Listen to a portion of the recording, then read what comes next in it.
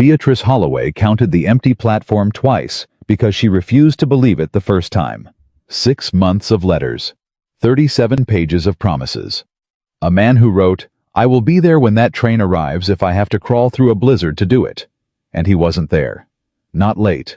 Not delayed. Gone. Every other woman had been claimed. Every other trunk had been loaded.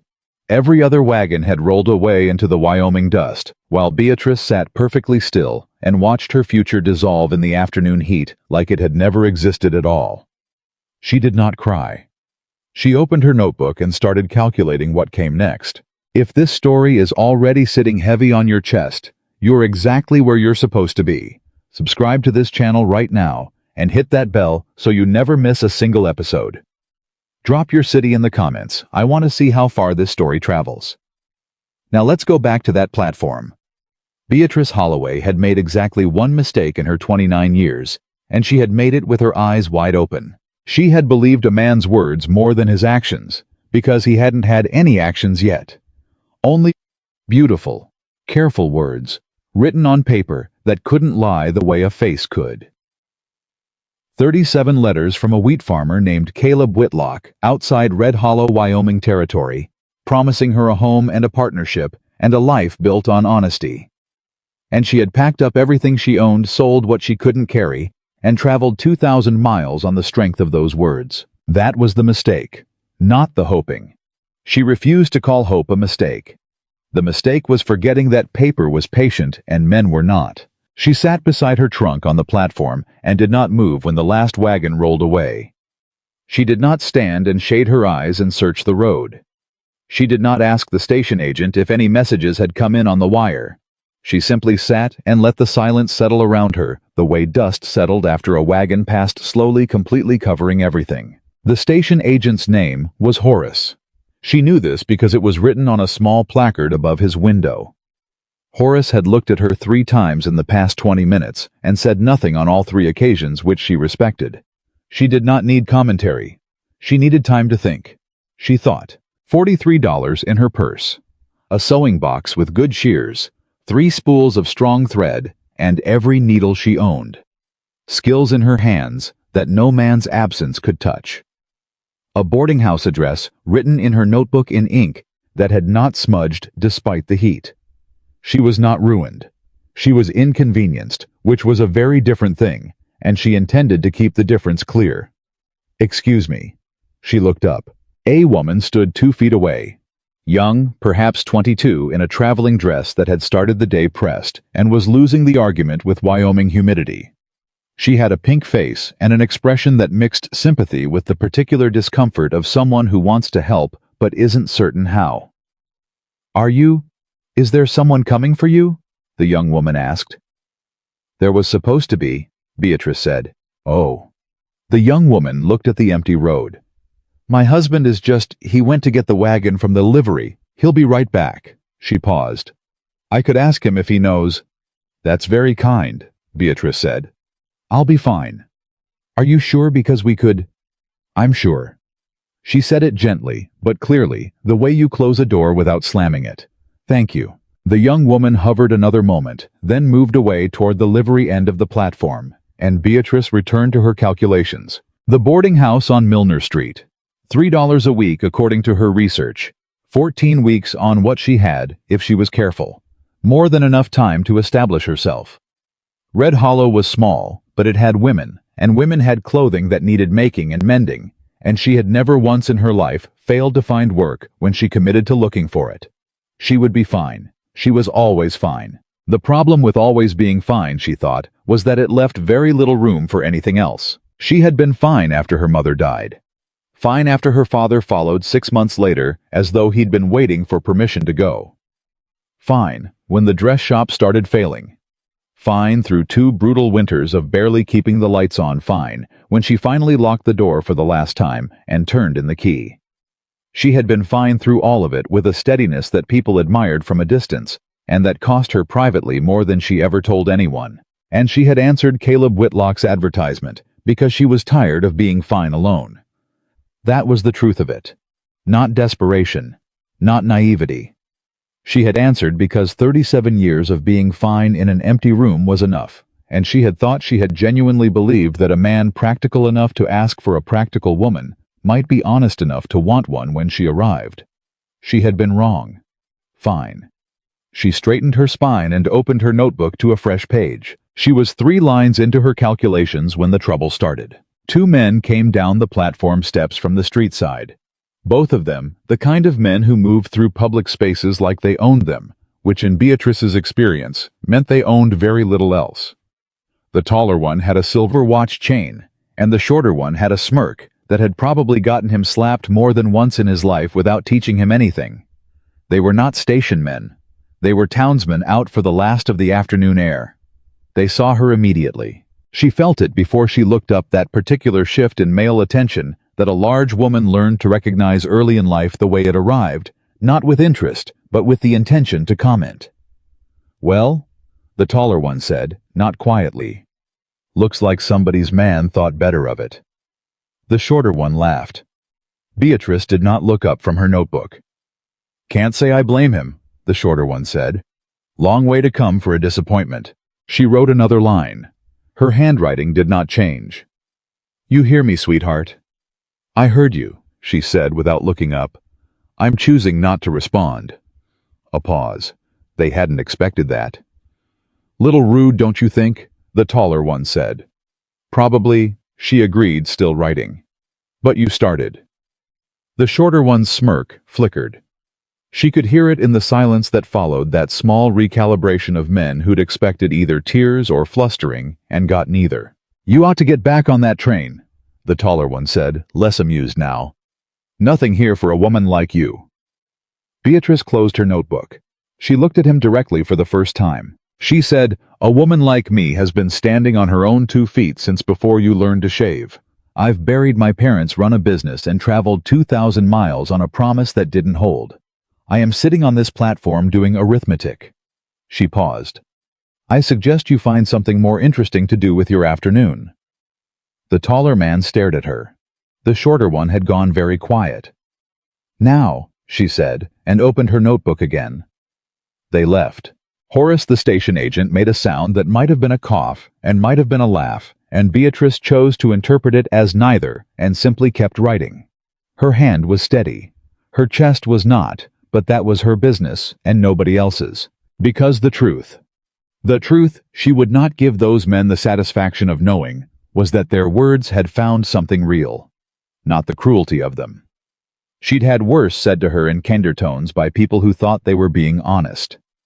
But the simple fact underneath the cruelty, Caleb Whitlock had looked at her name, her letters, her honest account of herself, and had decided she was not worth the drive. She had spent 37 letters convincing herself that a man could look past the shape of her and see the substance. She had been wrong, and she was sitting in Wyoming with a trunk she'd carried herself and $43 and the long quiet work of being fine ahead of her again. She breathed in. She breathed out. She wrote another line. The sun kept falling. It was Horace who finally spoke again, and she gave him credit for the timing. He had waited until the silence had settled enough that his voice didn't feel like an intrusion. "Ma'am," he said from his window, "I don't want to be forward, but if you're needing a place tonight, Mrs. Aldridge on Milner Street is decent. She don't ask questions, and she keeps a clean house." "I have her address," Beatrice said. "Thank you, Horace." A pause. "You know my name," he said, slightly surprised. She pointed at the placard above his window without looking up. "Oh," he said. "Right." She almost smiled. She was halfway through a calculation of projected sewing income when she heard the wagon. It was coming from the wrong direction, not from town, but from the road that led out of it, which meant it had been traveling away and had turned around and come back, which was an unusual thing for a wagon to do at 6 in the evening when the working day was mostly spent. She noted it without looking up, the way she noted most things registered, filed, returned to later. Then the wagon stopped. Footsteps. Firm and deliberate. Not the shuffling steps of someone uncertain about being here, but the steps of someone who had made a decision and was walking inside it. She looked up. He was not Caleb Whitlock. She knew that immediately. She had a photograph of Caleb Whitlock folded in her notebook, dark beard, hat, worn low. the serious expression of a man who took his photograph very seriously. This man was different. Taller, broader through the shoulders, a jaw that was past needing a shave and hadn't gotten one yet, not from neglect, but from the look of a man who had more pressing things to track. His hat was in his hands, both hands held against the front of his shirt, like he was standing in a church or in front of a magistrate. Like he understood this moment required something more than casual. I was looking at her. Not the way those two men had looked at her. Not the way most men looked at her, which was to say with a brief, involuntary accounting of her size, before deciding whether to proceed with the conversation. He just looked at her, directly, like she was a fact he was trying to understand, not a problem he was trying to solve. "Miss Holloway," he said. His voice was low and even, a working man's voice, no performance in it. She looked at him steadily. "You have the advantage of me," she said. "I don't know your face." "No," he said. "You wouldn't." He paused. "My name is Nathaniel Crowe. I own a cattle ranch 20 miles west of here." Another pause shorter. "I was at this station this afternoon." She studied him. "I don't recall seeing you," she said. "You weren't looking at me," he said. "You were looking at the road." He stopped. Something moved across his expression. Not quite guilt, not quite shame, but something that lived between them. Something a proud man didn't usually let cross his face in front of a stranger. "I was here to collect someone else. Another woman, different arrangement. While I was helping her to the wagon, I saw you sitting here." He stopped again. "I drove away." Beatrice was quiet. "Why are you back?" she asked. He looked at her like the question deserved a real answer, and he intended to give it one. "Because I got 2 miles down that road," he said, "and I couldn't account for it. Leaving. I kept trying to tell myself it wasn't my business, and that was true enough, but true and right aren't always the same thing, and somewhere between the two, I turned around." He paused. "I'm not entirely sure what I'm doing standing here, Miss Holloway. I want to be honest with you about that. I appreciate that more than you know," she said. "I imagine you've had enough dishonesty today." "I've had enough dishonesty for several years," she said. Today just collected the balance. Something shifted in his face, then not pity, she was relieved to note nothing soft or condescending, but something that looked more like recognition. Like a man who understood what it was to carry something a long time. "The woman I came to collect," he said. "I've seen her to the hotel, made sure she has what she needs." He met her eyes. "I didn't come back because I felt sorry for you. I want to be clear on that." "Then why?" she asked. "Because you were the most self-possessed person on that platform," he said, "and I drove away from that, and it bothered me more than I expected." He paused. "And I'd like to know your name. Your real name. Not the name on an arrangement paper." She looked at him for a long time. Around them, Red Hollow was quieting into evening. The light had gone deep amber, the kind that softened everything it touched, and somewhere down the road, a horse made a sound, and a door closed, and the world went about its business, without caring at all what happened on this platform. "What do you want, Mr. Crowe?" she asked. Plainly. He said, "I want to ask if you'll come and see the ranch. Not to commit to anything. Not because I have some arrangement in mind that I'm trying to fill. Just come and see it. Have a meal. Talk for a while." He held her gaze. "I think you're someone worth knowing, Miss Holloway. That's as plain as I can make it." She looked at him. She thought about the two men who had stood where he was standing an hour ago. She thought about Caleb Whitlock's 37 letters and what they had cost her. She thought about her notebook and her $43 and the address on Milner Street. She thought about the young woman with the pink face who had offered help, and the way that offer had felt kind, but weighted help that came with the assumption of helplessness attached. This man had not offered to help her. He had offered to know her. That was a different thing entirely. "I'll have conditions," she said. "Name them." "I come as a free woman making her own choice," she said. "Not as someone rescued. Not as someone you've taken pity on and decided to manage. I come because I have decided it is worth my time, and if I decide it is not, I will say so plainly, and you will accept that without argument. Accepted. If your home or your situation is misrepresented in any way that matters, she said, I will leave. I have nowhere urgent to be, which means I also have nothing to lose by leaving. I want you to understand that clearly before we go anywhere. Understood. And I want it said between us from this first moment, she said, that whatever I am, whatever size I am, whatever I come carrying, whatever this territory or anyone in it thinks about a woman who looks like me, I am not here to apologize for a single piece of it. Nathaniel Crowe looked at her. He did not look away. He said, Miss Holloway, I wouldn't know the first thing to do with a woman who apologized. She held his gaze one more moment. Then she closed her notebook, and put it in her coat pocket. One more thing, she said. Ma'am. You said you wanted to know my real name. She looked at him evenly. Ask me. He understood immediately. She saw at the recognition of what she was offering, which was not a name, but a beginning. Not the middle of a broken arrangement, but the actual start of something that hadn't existed until this moment on this platform in this light. He looked at her steadily and said, What is your name? Beatrice Holloway, she said. Late of Albany, New York, dressmaker by trade, currently without fixed plans. Nathaniel Crowe, he said. Born in Missouri, ranching in Wyoming for 11 years. Currently revising his plans considerably. She almost smiled. Almost. Then let's not waste the light, she said. She bent toward her trunk. He stepped forward without being asked, and took the heavier end, and they carried it together to his wagon, in the amber evening. Neither of them speaking. Both of them thinking the kind of thoughts that come at the beginning of things, cautious and alive at the same time, like the first light after a long night present before you're certain it will hold. He helped her up to the wagon seat with a steady hand that asked nothing. She settled herself and looked at the road ahead. The ranch, she said. You said it needs work.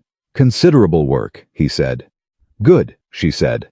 I've never trusted anything that didn't. He looked at her, then a quick sideways, the kind a man gives when something surprises him, in a way he wasn't prepared to enjoy. And then he faced the road and clicked the horses forward. Behind them, the station shrank into the amber dusk. Horace, the station agent, watched them go. He said nothing, but he took off his hat, and the road opened ahead of Beatrice Holloway, unknown, unpromised, full of every difficulty and possibility that the West had ever offered anyone brave enough to keep moving forward. And she rode into it with her spine straight, and her notebook in her pocket, and $43, and a lifetime of being fine behind her, ready at last to find out what came next. The wagon ride took 40 minutes, and Nathaniel Crowe spent most of it watching the road, while Beatrice Holloway spent most of it watching him. Not obviously. She was not a woman who made her observations obvious. But she had learned a long time ago that a man revealed more in the first hour of silence than in the first week of conversation, and she intended to use every minute of this ride. He drove the way he moved without waste. No unnecessary motion. No small talk manufactured to fill silence that didn't need filling. He handled the horses with the ease of someone who had done it 10,000 times and stopped thinking about it 8,000 times ago. His hands on the reins were steady and unhurried. His eyes stayed on the road mostly, but occasionally cut sideways to check the horizon, a habit so automatic he probably didn't know he was doing it. She noted all of it. She noted also that he had not once looked at her the way men usually looked at her in the first hour of acquaintance, that cataloging glance, that quick measurement of mass versus expectation.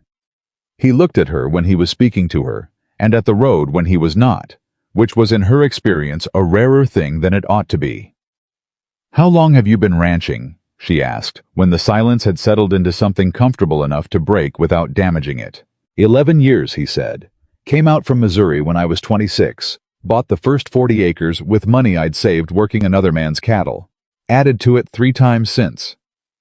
And you work it alone? I have 2 men, he said. Brothers Walt and Clem Purdy. Walt's been with me 8 years. Clem came 2 years ago when things got too tight for him over in Laramie. Good men. He considered this the way she'd noticed. He considered most things briefly, but genuinely not reaching for the easy answer. Walt is the best ranch hand I've ever known, he said. Clem is loyal and willing, and still learning that those two things alone don't finish the work. She almost smiled.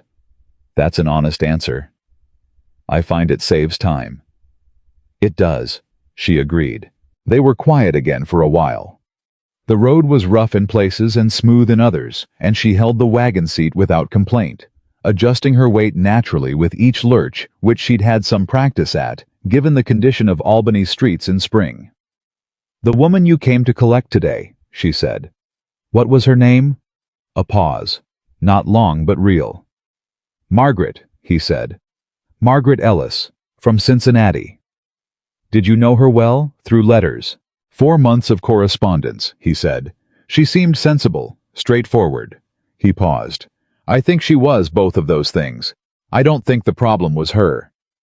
"What was the problem?" He looked at the road for a moment.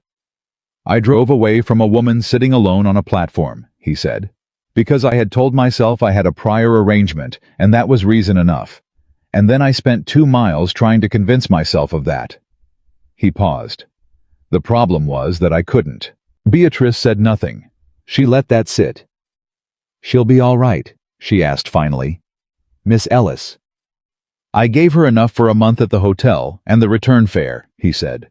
"I wrote her a letter explaining the circumstances as honestly as I could. Whether she forgives me is her business, and I don't expect she should." "That was decent of you." "It was the least I could do," he said, "which is not the same thing as decent." She looked at him. I was right, and he knew it, and the fact that he knew it told her something important. They reached the ranch as the last of the daylight was becoming something more like memory than light. She felt the wagon slow before she saw anything, felt the change in the horse's movement that said, "We're home," before the buildings came into shape ahead. The ranch was small. That was the first honest assessment. Not small the way something failing was small, but small the way something real was small-sized to what a man and 2 hands could actually manage, no grander than its means. A main house. A barn that needed paint, but didn't need structural prayer. A bunkhouse behind the barn. A garden plot to the east of the house that had seen better seasons and hadn't seen enough water this summer. Fencing that was good in some places and needed attention in others. She took all of it in without comment. Nathaniel helped her down from the wagon with the same steady practicality. He did everything else, and then he called out toward the bunkhouse, and a man appeared, tall, weathered, somewhere past 40, with the kind of face that had been outside in all seasons for all of his adult life. "Miss Holloway," Nathaniel said, "this is Walt Purdy." Walt Purdy looked at her with the frank assessment of a man who had no particular agenda and therefore nothing to hide behind. He looked at her the way he would have looked at any new person arriving at the ranch, weighing, not judging, which was a distinction she recognized and appreciated. "Ma'am," he said and touched his hat. "You eaten?" "Not since this afternoon," she said. "I'll see to it," he said, and went back toward the bunkhouse without further ceremony, which she found immediately refreshing. Nathaniel showed her the house. It was clean. Not tidy. There was a difference, and this was definitely clean rather than tidy, meaning it had been scrubbed and maintained, but not organized in any way that suggested a particular system or intention. Dishes were washed and stacked in ways that defied geometry. The account books on the table beside the window were open to a page that appeared to be 3 months behind. A coat hung on a chair that was not near any door. She noticed the account books first. She always noticed accounts first. It was an occupational hazard of a woman who had run her own business on margins thin enough to read through. "May I?" she asked, nodding toward them. Nathaniel looked slightly self-conscious for the first time since she'd met him. "They're not... I've been meaning to. I'm not judging," she said. "I'm looking." She sat down and drew the nearest book toward her. He stood by the door with his arms loosely crossed, watching her with an expression that was somewhere between allowing something and bracing for something. She turned 3 pages. Then 4. Then she said without looking up, "Mr. Crowe, how much do you currently believe you're paying for grain?" 12 cents a bushel, he said. "You are paying 14, she said. "And you have been since February, according to this. Someone has been either miscounting or miscalculating, and I can tell from the handwriting that it isn't you doing the recording, So either Walt or Clem is making an arithmetic error on every order. Silence. That is... He stopped. Roughly $6 over 4 months, she said. Which does not sound catastrophic until you notice that the same calculation error appears in the feed column and possibly the lumber column as well, though this page is smudged and I'd need the one before it to be sure. She looked up. Have you had anyone check these recently? He was staring at her. No, he said. When did you last fully reconcile them? A pause that lasted long enough to be its own answer. That's what I thought, she said not unkindly, and turned another page. Walt Purdy appeared at the door 20 minutes later with plates, beans, and cornbread and dried beef, simple and hot, and exactly what the situation called for. He set them down on the table, glanced at Beatrice, bent over the account books, glanced at Nathaniel standing nearby with the expression of a man watching someone find a mouse he had suspected but hoped wasn't there, and made a sound that was entirely neutral. Clem wants to know if there's a guest room situation to arrange, Walt said. Yes, Nathaniel said. The East Room. Walt said more to himself than anyone, and disappeared again. Beatrice looked up from the books. I'm not staying, she said. It's full dark, Nathaniel said. I'm aware. But I said I had conditions, and one of them was that I come as a free woman making a choice. Tonight my choice is the boarding house on Milner Street. She paused. I'd like to come back tomorrow if that's acceptable, with fresh eyes and better light. He looked at her. For the accounts, he said. For everything, she said. I don't make decisions in the dark, Mr. Crowe, about numbers or anything else. He took her back to town. He didn't argue, which she noted. He didn't try to persuade her, which she noted. He pulled the wagon up in front of the boarding house on Milner Street, helped her down, carried her trunk to the door, and stood with his hat in his hands, while Mrs. Aldridge, a brisk, round woman who seemed to run on efficiency and mild suspicion, opened it. Same time tomorrow, he said. 8 in the morning, she said. I start early. So do I, he said. She went inside. Mrs. Aldridge showed her to a room that was small and very clean, and had a window that faced east, which meant good morning light. She set her trunk at the foot of the bed and sat on the edge of the mattress and listened to the sounds of Red Hollow settling into night. A dog somewhere, someone laughing 2 streets over, a door closing. And she thought about account books and 2 miles of road, and a man who held his hat in his hands like he understood some moments required it. She did not let herself think too much. She was very good at not letting herself think too much. She unpacked what she needed for morning, laid her clothes for tomorrow, checked her notebook, checked her money, and went to sleep before 9 o'clock. Like a woman who understood that tomorrow would require everything she had and intended to be ready for it. She was at the gate of Crowe Ranch at 8:05. Nathaniel was already in the yard, which told her he had been up for hours, which told her something about the kind of man he was when nobody was watching. You're early, he said. I said 8, she said. I meant 8. Walt Purdy was mending fence near the barn. He touched his hat when she came through the gate without breaking the rhythm of his work, which she respected. A third man appeared from the barn, younger, broader through the chest, with an eager expression that immediately identified him as Clem. This is Clem Purdy, Nathaniel said. Clem took off his hat so fast he nearly dropped it. Ma'am, he said. It's real fine to have, the place could use, that is. He stopped, looked at his brother for help. Walt offered none. Good morning. Clem finished with the dignity of a man cutting his losses. Good morning, Beatrice said. I understand you've been handling the supply orders. Clem blinked. Yes, ma'am. We'll talk about that later, she said pleasantly, and walked toward the house. She heard Clem whisper to Walt behind her. What does that mean? Walt said quietly. It means you better get your arithmetic straight. She sat down with the account books at 8:15 and did not stand up again until 11:30. In that time she found 4 separate calculation errors, 2 orders that had been duplicated without being caught, a lumber purchase from 3 months ago that had never been properly recorded, and a small ongoing loss in the grain account that compounded over the year represented almost $40 of unnecessary expense. She laid it all out in a single clear page in her notebook. Every error itemized, every correction calculated, every recommendation written in the plain direct language of a woman who had learned that confusion cost money and clarity saved it. Nathaniel sat across from her while she went through it. He didn't interrupt. He didn't defend. He listened with the focused attention of someone who understood the difference between being told something unpleasant and being handed something useful. When she finished, he was quiet for a moment. $40, he said. Approximately, she said. I'd want to go back further than 3 months to be certain, but that's the conservative estimate for this quarter alone. He looked at the page she had written, then at her, then back at the page. I went to the station yesterday to collect a mail-order bride, he said slowly, like he was thinking through something that kept surprising him. And I came back with an accountant. You came back with a dressmaker, she said. The accounting is a hobby. His mouth moved. She had decided this was as close as Nathaniel Crowe came to smiling in work hours, and she had adjusted her expectations accordingly. I want to be honest with you, Miss Holloway, he said.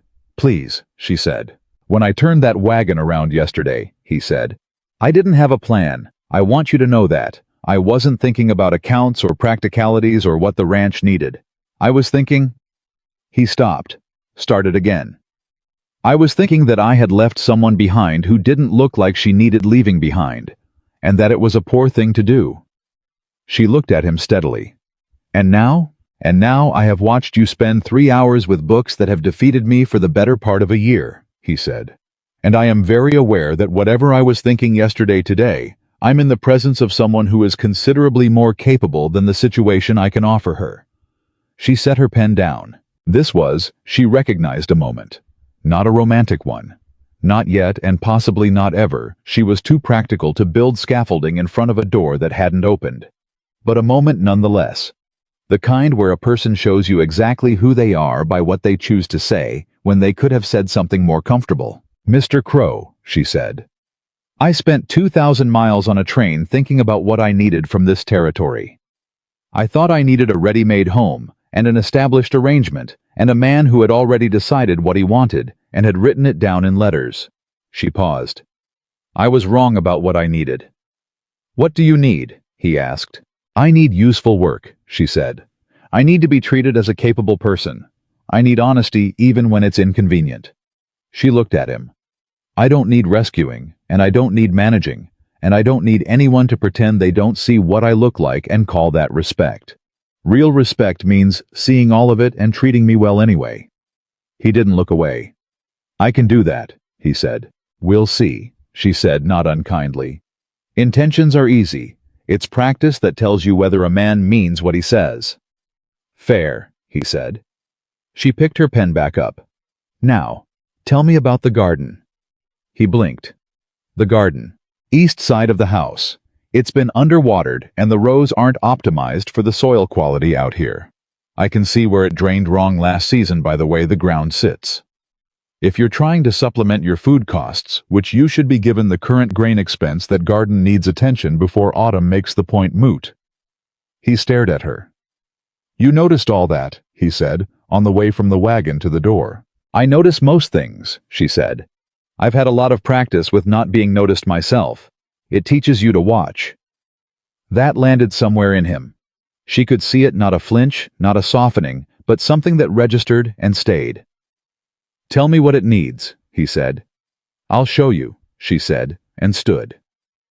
They spent the afternoon on the garden. She talked, and he worked because she could identify what needed doing faster than she could do it, and because he could move earth and lay irrigation line and reposition fencing posts with the focused physical competence of a man who had been building things with his hands for his entire adult life.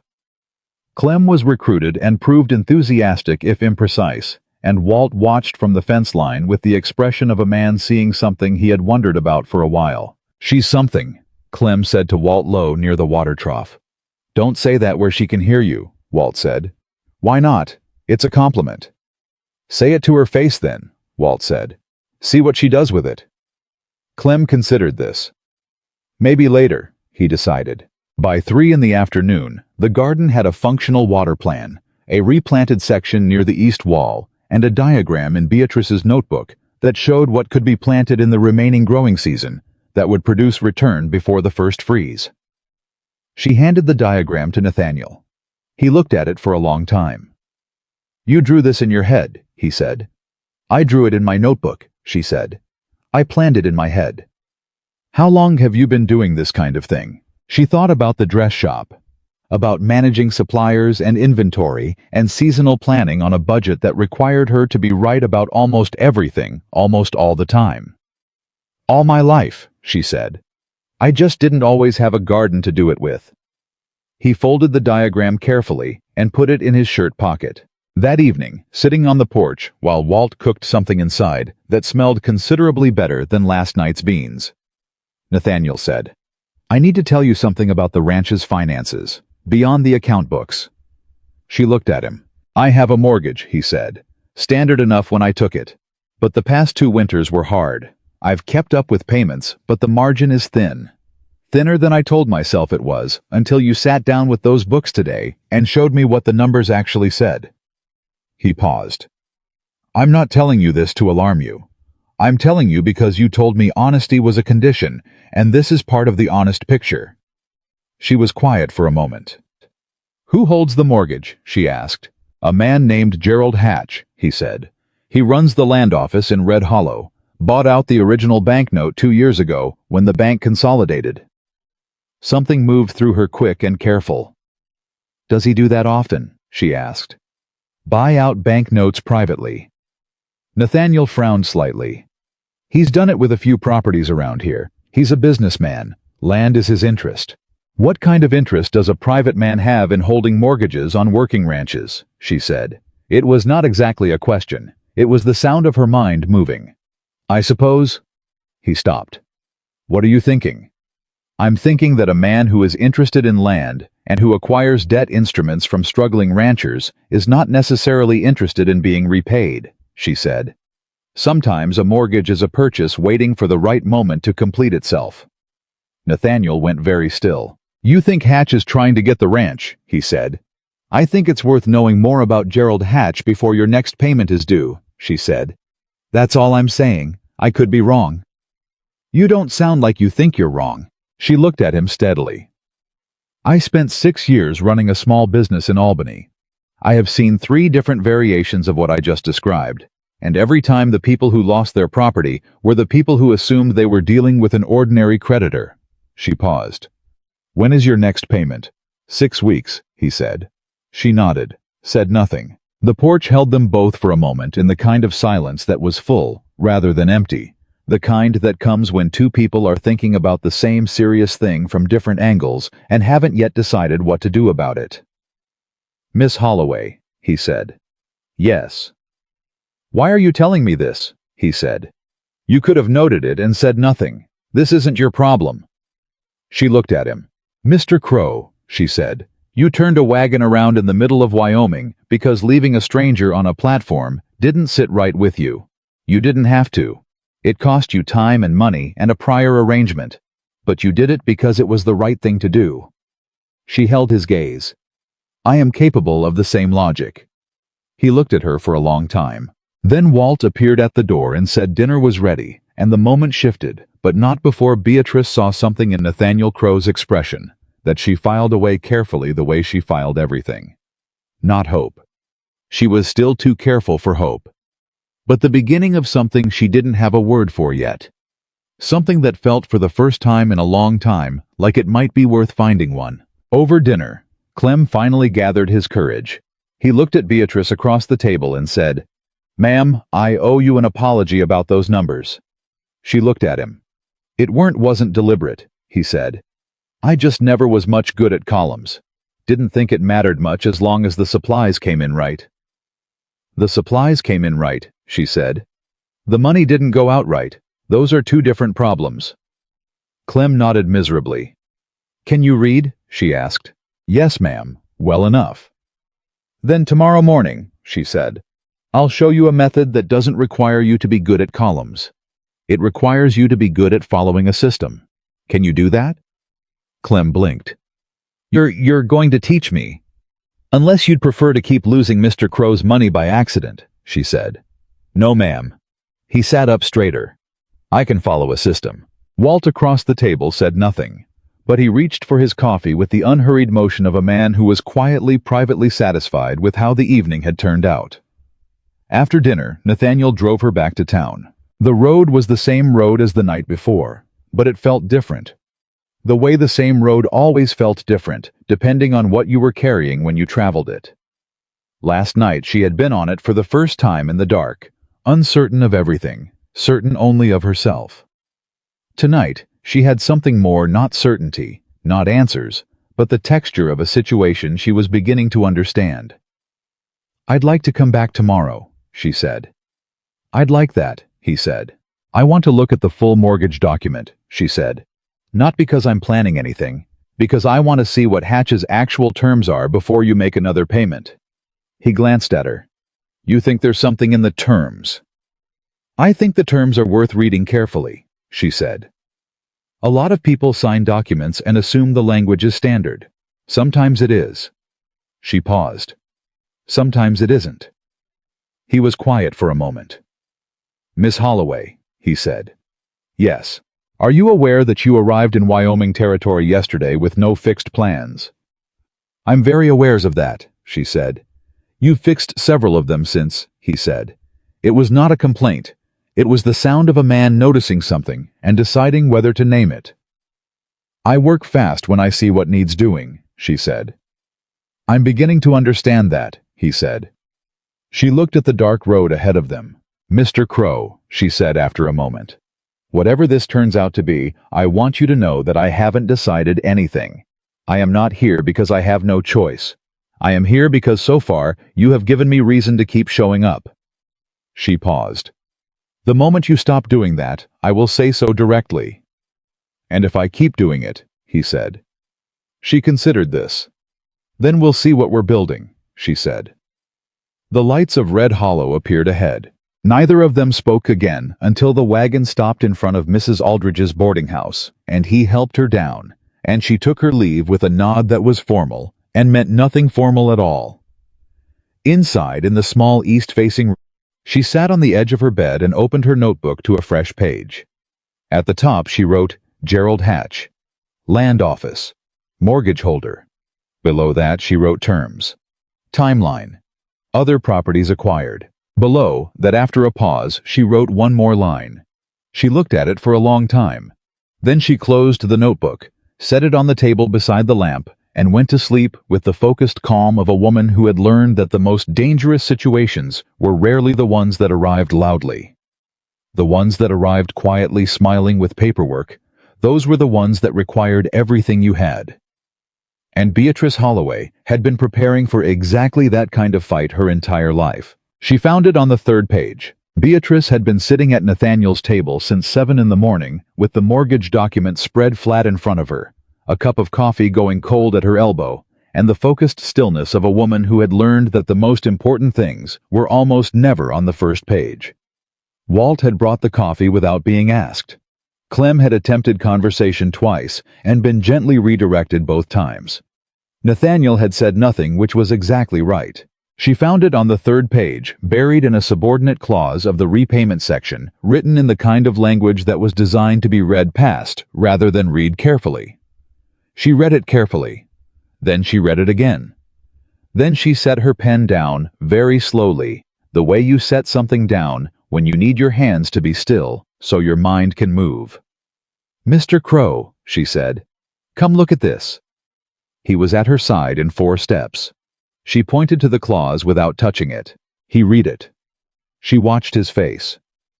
"What does that mean?" he said. His voice was level, but she heard what was underneath it. "It means," she said, "that if you are more than 15 days late on any payment, not the payment itself, but 15 days past the due date, Gerald Hatch has the legal right to call the entire balance immediately, not the missed payment, the full remaining balance." Silence. "That's not standard," he said. "No," she said. "It is not. The banknote I signed originally didn't have that." "I believe you," she said. "But this note does. And you signed this one when Hatch bought out the original." She paused. "Do you remember reading this clause when you signed?" The answer was on his face before he spoke it. "He told me it was a standard transfer," Nathaniel said. Same terms, different holder. I didn't read it word for word. He stopped. His jaw tightened. I trusted him. Beatrice said nothing for a moment. She had learned a long time ago that there were moments when the most useful thing you could give a person was not comfort and not analysis, but simply the space to feel what they were feeling without being managed out of it. She gave him that space. Then she said, "How close have you come to that 15-day window?" he thought. Last February. The payment was 12 days late. I sent a wire to Hatch explaining a supply delivery had been delayed, cash was tied up. He wrote back and said not to worry, that it was fine. She looked at him. He said it was fine, she repeated. Yes. Did he put that in writing? In the letter, yes. She sat up straight. Where is that letter? He stared at her. Then he was moving across the room to the wooden box on the shelf above the desk, pulling it down, rifling through it with none of his usual deliberateness, because the deliberateness was gone, and in its place was the focused urgency of a man who was starting to understand the shape of what he was standing in. He found the letter. He handed it to her. She read it in 30 seconds. He wrote that he was extending you professional courtesy, she said. That the payment timing was acceptable given the circumstances. She looked up. Mr. Crowe, this letter is evidence that he was aware of the clause and chose to waive it, which means he knew it was there and you did not. She paused. That is not a small thing. What does it mean? He said. For the mortgage. It means he set a trap and then didn't spring it in February, she said, which means February wasn't the right moment. He's waiting for something. She set the letter down carefully. When does your largest payment come due? October, he said. 1st of October. It's the biggest payment of the year, nearly $300, after the cattle sale. She calculated. 6 weeks. Yes. She looked at the document, then at the letter, then at the document again. I need to know more about Gerald Hatch, she said. I need to know what other properties he holds notes on. I need to know what he does with them when he acquires them. And I need to know who the county recorder is and whether those records are public. Nathaniel looked at her with an expression she hadn't seen on his face before. It was not quite admiration, and it was not quite fear, and it was something made of both of those things pushed together by the pressure of a situation that had just become considerably more serious than either of them had expected it to be. The county recorder is a man named Elias Drum, he said. He works out of the courthouse in Red Hollow. He's an honest man, I think. I've had no cause to think otherwise. Good, she said. I'd like to speak with him today. She looked at the clock on the wall. If we leave within the hour, I can be back before dark. He said. Unless you'd rather I go alone, she said. I'm perfectly capable. I know you are, he said. That wasn't surprise. That was... He paused. I'll get the wagon. They were in Red Hollow by 10:30. Elias Drum was a small, precise man in his late 50s who wore his spectacles on the end of his nose and had the organized mind of someone who had spent decades finding things in filing systems that other people couldn't find without him. He greeted Nathaniel with the familiar nod of men who'd had occasion to do business, and he greeted Beatrice with a look that took her in and filed her correctly as someone who was not accompanying Nathaniel Crowe, but rather leading this particular visit. I'd like to see the public records on mortgage instruments filed by Gerald Hatch, Beatrice said. Any transfers of banknotes, any property liens, any foreclosure proceedings he's initiated. Elias Drum looked at her over his spectacles. That's a broad request, he said. I have a broad concern, she said pleasantly. He looked at Nathaniel. She speaks for me, Nathaniel said. Something shifted in Elias Drum's expression.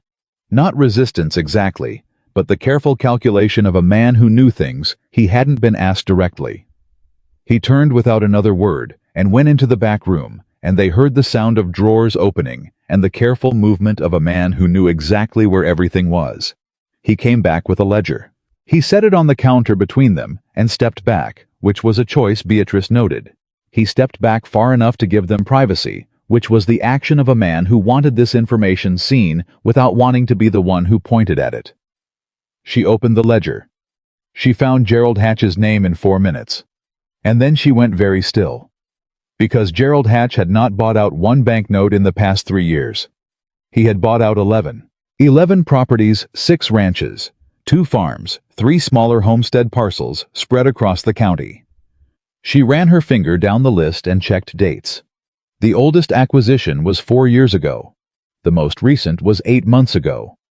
2 of the properties showed foreclosure proceedings already initiated. 2 more showed delinquency notices filed. She turned the page. The foreclosed properties had been sold. Both of them. Not to individual buyers. To a single entity listed as the Red Hollow Land and Development Company, which she had not heard of before this moment, and which had no other filing in the ledger under any heading she could find. She looked at Elias Drum. The Red Hollow Land and Development Company, she said. Who are the principals? Elias Drum looked at the ceiling for a moment that lasted slightly too long. That information would be in the corporate filing, he said, which is technically a different record. May I see it? Another pause. He went back into the room behind him. He came back with a single sheet. He set it on the counter. He stepped back again further this time. She read it. The Red Hollow Land and Development Company had one named principal, Gerald Hatch. She looked at Nathaniel. He was reading over her shoulder. She watched him understand it not all at once the way simple things land, but in the layered way that complicated betrayals settle into a person, one implication at a time. Gerald Hatch was buying mortgage notes from struggling ranchers, inserting non-standard clauses that gave him the ability to call the full balance at any moment. Waiting for the right conditions. A bad season, a delayed cattle sale, a payment that slipped past 15 days. And then foreclosing, and then transferring the property to his own company, and then what, selling it, developing it, consolidating it into something larger. How many acres? Nathaniel said low. She was already calculating. The 6 ranches alone, if they're comparable in size to yours, we're looking at somewhere between 2,000 and 3,000 acres. Nathaniel said a word that was not suitable for company, and then immediately said, "Pardon me." "Don't," she said. He looked at Elias Drum. "Did you know about this?" Elias Drum was quiet for a moment. "I file what's brought to me," he said carefully. "I don't investigate what's filed." He paused. He looked at Beatrice, not Nathaniel. "But if someone were to bring a formal complaint alleging fraudulent alteration of contract terms, or a petition questioning whether the Land and Development Company filings are compliant with territorial incorporation law, that would create a public record that certain people in this county might find difficult to ignore." Beatrice looked at him steadily. "Is the territorial incorporation filing compliant?" she asked. Elias Drum looked at the ceiling again. "There are some irregularities I've been meaning to examine more closely," he said, "time being what it is." "I understand," she said. "Thank you, Mr. Drum." He nodded once precisely and went back to his files. Outside, Nathaniel stopped on the courthouse steps. "He just told us how to fight it," he said. "He told us there's a path," she said. "That's different from a guarantee. What do we need?" She thought through it quickly, the way she did calculations, not reaching for a comfortable answer, but mapping the actual terrain. "We need a lawyer who isn't connected to Hatch," she said. "We need to document the clause discrepancy between your original banknote terms and the current mortgage. We need the February letter, which we have. And we need to find out if any of the other ranchers Hatch holds notes on are aware of what's in their documents." She paused. "Because if this is a pattern, and it is a pattern, we just saw 11 instances of it, then this is not one man's dispute with his creditor. This is something larger." Nathaniel looked at her. "You're talking about getting the other ranchers involved," he said. "I'm talking about the possibility," she said. "One man disputing a mortgage clause is a nuisance Hatch can manage. 7 or 8 men disputing the same clause filed simultaneously with documentation of a pattern, that's a different matter entirely." He was quiet for a moment. A man came down the courthouse steps behind them, moved past without looking at them, and was gone down the street. They waited until the footsteps faded. "You think he has people watching," Nathaniel said. "I think a man running this kind of operation in a small county is very aware of who visits the courthouse and why," she said. I think we should assume we were seen and plan accordingly. His jaw tightened. How long do we have? If he operates the way I think he does, she said, he won't move against you until October. He wants the cattle sale to happen because a ranch with a completed sale is a cleaner acquisition than one still waiting on income. He'll let the sale go through, let you believe the payment is in order, and then find a reason, any reason to push the timeline past the 15-day window. She paused. Or he'll manufacture one. Manufacture one, Nathaniel repeated. What does that look like? She thought of 3 different ways it could be done. A payment that got lost in transit. A date dispute on the due notice. A sudden claim that the October payment amount had been miscalculated from the beginning. She told him. He listened without interrupting. When she finished, he said, How do you know all this? She looked at him. Because I watched it happen to 2 different people in Albany, she said. A milliner on the east side of town and a furniture maker 3 streets over from my shop. I watched both of them lose everything they'd built to a man who used paper the way other men used fists. She paused. I knew what I was looking at the moment you told me Hatch had bought out a banknote privately. I hoped I was wrong. You weren't wrong, he said. I'm rarely wrong about documents, she said. I wish I were sometimes. He looked at her with something that was not quite the expression of a man who had just received bad news, and not quite the expression of a man seeing something for the first time. It was more complicated than either of those things. It was the look of a man who had been alone with a serious problem and had suddenly discovered he was not alone with it anymore, and who was not entirely certain whether that was a relief or a responsibility or both at once. What do we do first? He said. First, she said, we go back to the ranch and make a list of every rancher in this county who might be holding a Hatch mortgage note. Then you tell me which of those men you trust. Then we figure out how to talk to them without Hatch knowing we're doing it. And the lawyer. I have a name, she said. From Elias Drum's filing records. There's an attorney who filed the original complaint on one of the foreclosed properties, a man named Franklin Ward. He lost that case, but the fact that he filed it tells me he was willing to go against Hatch once.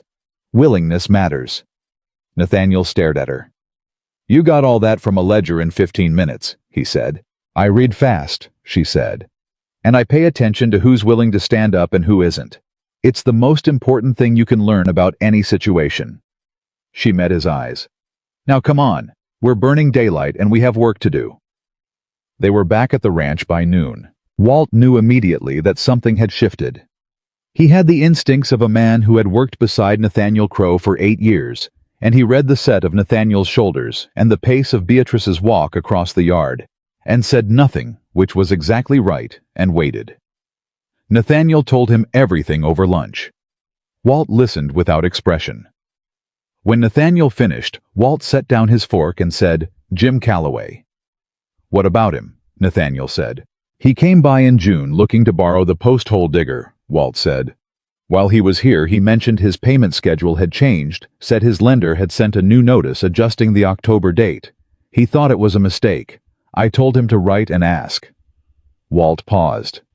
Don't know if he did. Beatrice said, Jim Calloway has a Hatch mortgage. If his lender's name is Hatch, Walt said. I don't know for certain, but the timing of what he said is consistent, she said. Walt looked at her.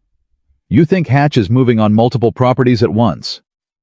I think October is not a coincidence, she said.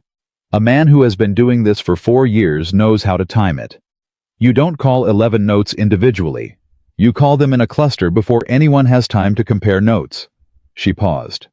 We need to talk to Jim Calloway, and whoever else Nathaniel can reach without raising suspicion. Clem said, There's the Brennan brothers, south of here. They've been having a hard 2 years. I heard Tom Brennan say last month that his payment situation was complicated. He didn't say more than that. Can you reach Tom Brennan without it looking like anything? Beatrice said. Clem straightened. This was, she could see, the first time she had directed a question at him that wasn't about arithmetic. Yes, ma'am. Tom's boy and I ride together sometimes. I can go over tomorrow on the regular. Go today, she said. Clem looked at Nathaniel, who nodded. Clem was out the door in 2 minutes. Walt said, There's something else you should know. Nathaniel looked at him. Gerald Hatch was in town yesterday afternoon, Walt said. I was at the feed store. He was talking to Roy Simmons. Roy owns the store, been here 15 years, knows everybody's business. Hatch was asking about the Crowe Ranch. Not directly. The way men ask about things they don't want to seem interested in. He paused. He asked Roy if he'd heard anything about Nathaniel taking on a new arrangement. A wife. The table went quiet. Beatrice kept her expression neutral. He knows I was at the station, Nathaniel said. He knows something changed, Walt said. Whether he knows what it is. He knows enough, Beatrice said. Both men looked at her. A man running this kind of scheme watches his targets carefully, she said. If Nathaniel's situation suddenly changes, if someone new arrives, who might look at documents more carefully than a rancher who trusts his creditor, that changes his timeline. She paused. We may have less than 6 weeks. Nathaniel's voice was very even. How much less? I don't know, she said. But I want that lawyer's name confirmed by tomorrow and a meeting arranged within the week. She looked at her notebook. I also want to write a letter. To who? Nathaniel said. She looked up. To Gerald Hatch, she said. From you. Requesting a meeting to discuss the October payment schedule. Cordial, routine. Give him no reason to believe you know anything. Walt said, buy us time.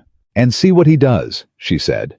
A man who believes his target is unaware moves differently than one who suspects otherwise. What he says in a meeting, what he offers or doesn't offer, tells us exactly what he's planning. Nathaniel looked at her for a long moment. Miss Holloway, he said. Yes. When you came off that train 2 days ago, he said, were you always going to end up here? She looked at him. The question had more in it than the words she heard, all of it. The layers, the thing he was actually asking underneath the thing he'd said. No, she said honestly. I came off that train planning to spend a week at a boarding house and find dressmaking work. She paused. But I've learned not to argue with what actually happens. What actually happens is usually more interesting. Something moved across his face. The almost smile, the one that lived near his eyes rather than his mouth. For what it's worth, he said quietly, I'm glad you were sitting on that platform. She held his gaze for one careful moment. Ask me that again in 6 weeks, she said, when we know how this turns out.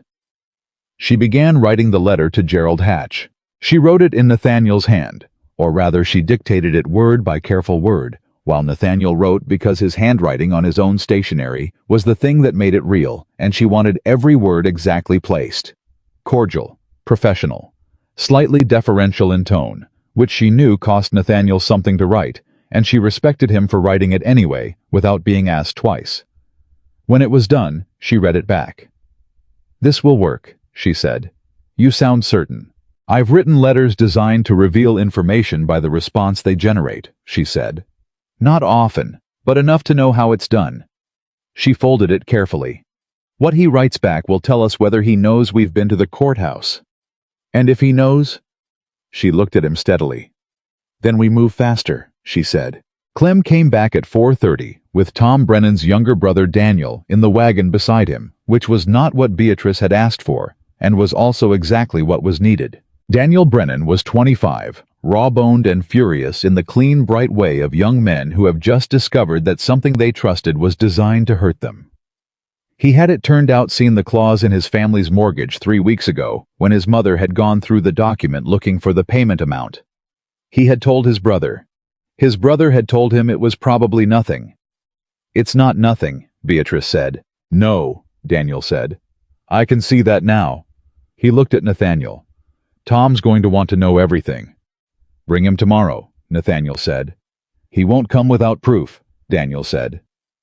Beatrice slid the copy she had made of Hatch's ledger entries across the table. Daniel looked at it. His face did something complicated. How did you get this? He said. Public record, she said. Filed with the county. Anyone can request it. She paused. The question is whether anyone thought to.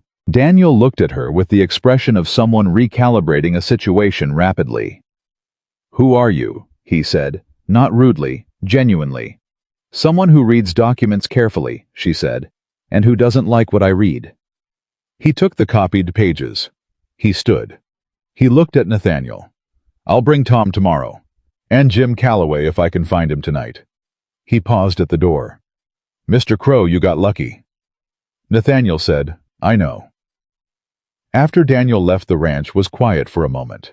Walt poured coffee for no reason, other than that the situation seemed to call for it. Clem said, Are we going to be all right? Nobody answered immediately.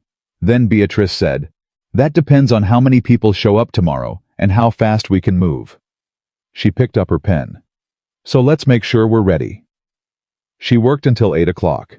When Nathaniel drove her back to town, the road was dark, and the stars were the enormous Wyoming stars that still surprised her each time. So many of them, so much space between them, the whole sky a different proposition out here than it had ever been in Albany. She was thinking about Gerald Hatch's response letter, about what it would say, and what the gaps in it would say, and what the timing of it would say. She was mapping contingencies. She was 3 moves ahead and already dissatisfied with 2 of them. Nathaniel said without preamble, You're the most unusual person I've ever met. She looked at him. That's not a criticism, he said quickly. I know, she said. He looked at the road. I just want you to know that I see it. What you're doing. It's not... He stopped. Tried again. Most people would have stayed at the boarding house, he said. Kept their head down. Found work that was theirs and didn't take on someone else's trouble. Most people probably should, she said. Why didn't you? She thought about it honestly the way she preferred to think about things. Because the trouble isn't just yours, she said. It's the Brennans and Jim Calloway's and whoever else Hatch has been doing this to for 4 years. And somebody should have looked at those documents a long time ago, and nobody did. She paused. I looked at documents for a living. I know what wrong looks like. And I can't unknow it once I've seen it. He was quiet for a moment. Miss Holloway, he said. Yes, I don't know what this is yet, he said. It was the most careful and the most honest thing she had heard him say, which was saying something because he was consistently careful and honest. Between us, I don't want to pretend I do. Neither do I, she said. But I want you to know, he said, that whatever it turns out to be, you are not a guest at this ranch. You are not a temporary arrangement or a convenience or a problem I picked up off a platform. He paused.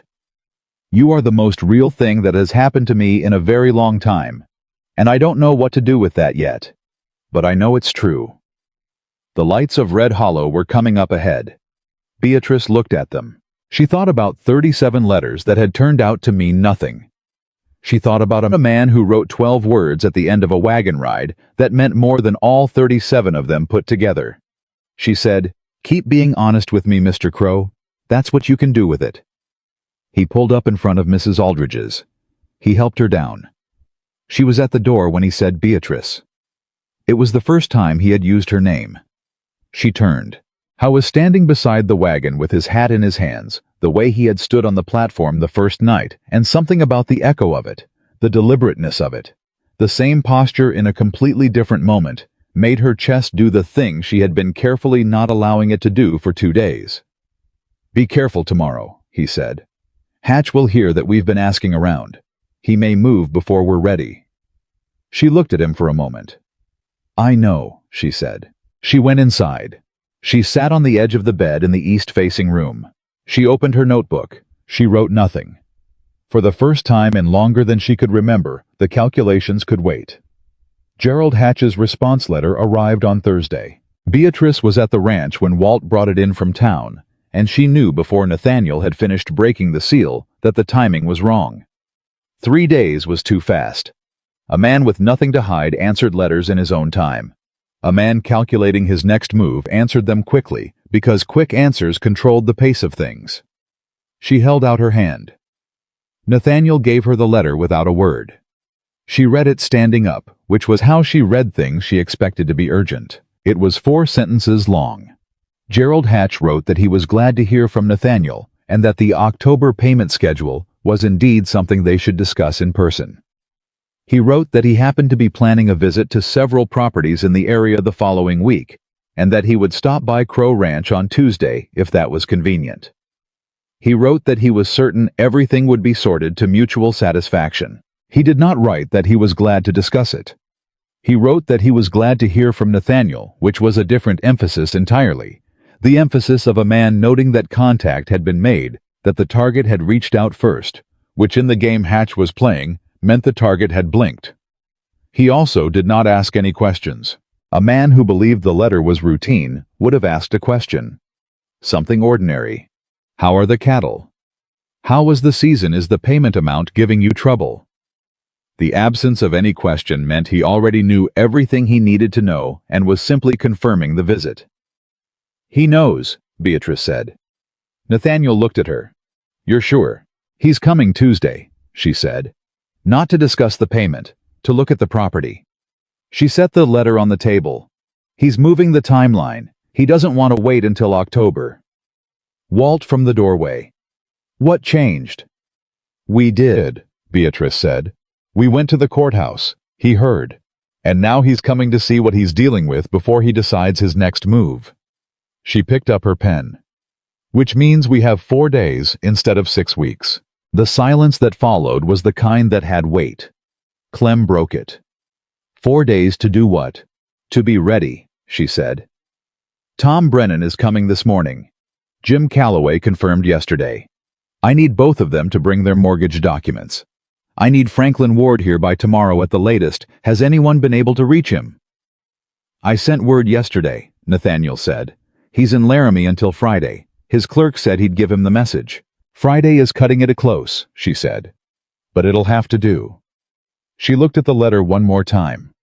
Hatch thinks he's walking into a ranch with a worried man and a new woman who doesn't know the territory. He doesn't know what we've built in the past 3 days. What have we built? Clem said. Nathaniel looked at him steadily. A case, he said. Tom Brennan arrived at 10 o'clock with his mortgage document in hand and his older brother's fury behind his eyes. He was 43, broad-shouldered, and had the look of a man who had worked hard his entire life and was only now being forced to reckon with the possibility that hard work was not sufficient armor against the right kind of predator. He sat down across from Beatrice and pushed the document toward her without preamble. Daniel says you found something in Crowe's note, he said. I want to know if it's in mine. She opened it to the repayment section. She found the clause in 90 seconds because she knew exactly what she was looking for. She turned the document around and pointed. Tom Brennan read it. His face went through several things in rapid succession. Confusion, then understanding, then the particular cold fury of a man who realizes he has been made a fool of by someone he had no reason to distrust. He told me it was the same terms as the bank, Tom said, word for word. It's not, she said. That's fraud, he said. It may be, she said. That's for a lawyer to determine. But it's the same clause in the same position, in the same language as Nathaniel's document, which means it wasn't a mistake. She paused. How close have you come to the 15-day window? Tom looked at the table. March, he said. A late thaw held up the timber sale. Payment went to 17 days. Hatch sent me a letter saying he understood. Said it was fine. Beatrice and Nathaniel looked at each other. He has a letter, Beatrice said. I'll bring it, Tom said immediately. Bring everything, she said. Every piece of correspondence you have from Hatch. Every notice, every letter, every adjustment to your schedule. All of it. She paused. Because if he waived the clause for you in March the same way he waived it for Nathaniel in February, that establishes a pattern of deliberate entrapment. He inserted the clause, knowing he wasn't going to use it immediately. He was waiting for the right moment. Tom looked at her. Why? Why wait? Because a man who forecloses one struggling ranch in a county has a reputation problem, she said. A man who forecloses 6 struggling ranches simultaneously in a single October, that's a different scale of operation. That takes planning. She met his eyes. He's not buying debt, Mr. Brennan. He's buying land. The debt is just the mechanism. Tom was quiet for a long moment. Then he said, My grandfather homesteaded that property. Nobody said anything. There wasn't anything to say. That kind of loss was too old and too specific for general comfort. And Beatrice had learned a long time ago not to offer words in the place where facts were needed. "What do we do?" he said. "We file," she said. "Collectively simultaneously before Tuesday. We document the clause discrepancy, the pattern of deferred enforcement, and the corporate structure that shows Hatch is acquiring these properties for his own company." She looked at him directly. "But I need your word that you'll hold. When Hatch comes Tuesday, if he comes here first, I need everyone to hold. Nobody speaks to him about the filing until Ward has confirmed the strategy. Are you in?" Tom Brennan looked at her across the table. "Who are you?" he said. Not the way Daniel had asked it. This was older, more careful. The question of a man who had learned to be slow with trust. "I'm someone who read your mortgage document," she said. "That's all." He looked at Nathaniel. Nathaniel said, "She's been right about everything so far." Tom looked back at Beatrice. He made a decision the way men of his particular kind made decisions, not quickly, not loudly, but with the settled finality of someone who once committed, stayed committed. "I'm in," he said. Jim Calloway arrived an hour later, and his situation was worse. His clause was in the same position, the same language, but his October payment was the largest of the group, nearly $400, and his cattle sale was scheduled for the 28th of September, which left him a 3-day window to transfer funds before the 1st of October. 3 days. In a territory where wire transfers failed, and roads washed out, and banks kept irregular hours. Beatrice looked at the payment schedule and felt something cold move through her. "He designed this one specifically," she said. Nathaniel looked over her shoulder. "What do you mean?" "The payment date on Calloway's note doesn't match the standard October 1st that appears on yours and Brennan's," she said. "Calloway's is September 28th, 3 days earlier, which means even if the cattle sale completes on time, the margin for transfer is almost nothing." She paused. A man who set this date knew exactly when Calloway's sale was scheduled. He asked.